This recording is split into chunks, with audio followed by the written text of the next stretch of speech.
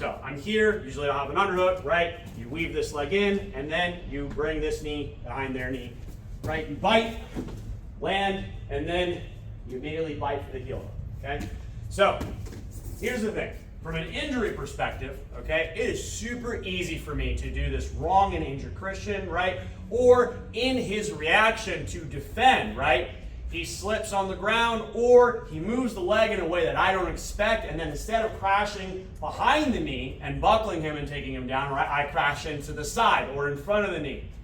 And then you tear his knee and he's out for a year and a half, probably hates you, right? He's got all these medical bills. You lost an awesome training partner and a great friend too, Christian, right? We don't want that to happen, okay? So when you're training, right, these are the moves that I generally ban. It's not because they're mean, it's not because it doesn't look cool, right? I allow my students to grind their forearms and elbows into people's faces if it leads to them advancing position or get a submission. I allow them to use as much shoulder pressure as they want, right?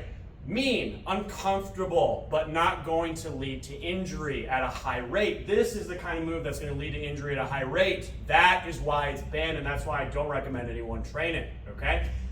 Now, that's just the injury perspective. From the point of view of like how likely am I to capture the leg, this move is actually very easy to defend. Christian, can we go ahead and this time I'm going to enter into it, you're going to defend it. All right, so all he did was sprawl, okay? This is something that every time I've had people they've tried the flying scissor takedown to me when I used to compete.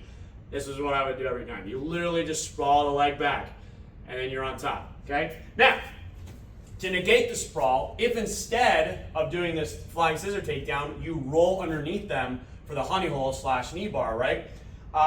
Now it negates the sprawl because you're rolling underneath them and you can kick through and follow through, okay? And you're just much more likely to get to the leg. I think it's a better move. Also, this move can be done from the underhook position or the overhook position. So what I'm going to do is I'm going to shuffle step in, I'm going to bring this leg in the middle, and as I somersault over my shoulder, I'm going to kick this leg through. Just like that. So I end up in a good honey hole, right? I can either collect the secondary leg or I can go right into my knee bar attack. Works from the underhook too, okay? Christian, I want you to try sprawl this time. All right, did you try a sprawl? Yep. Right, but because I'm going underneath him, even if he kicks that leg back, right, his hip is still underneath me. I can still kick him through and collect that leg. So, way safer because you're rolling in front of your partner and you're not slamming your body weight into their leg. Just make sure that you actually roll in front, right? And it's more effective. It negates his main defense to the flying scissor, which is just going to be a simple sprawl, and he's going to get on top of you, okay? So, much better option. This is definitely still a move that you need to practice statically on somebody before you start doing it in training.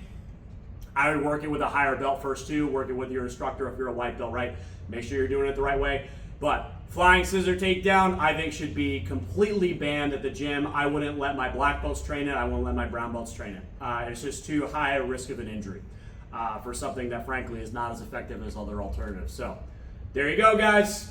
Try that out. Don't flying scissor take down your partners. It's just a really bad idea. Take care.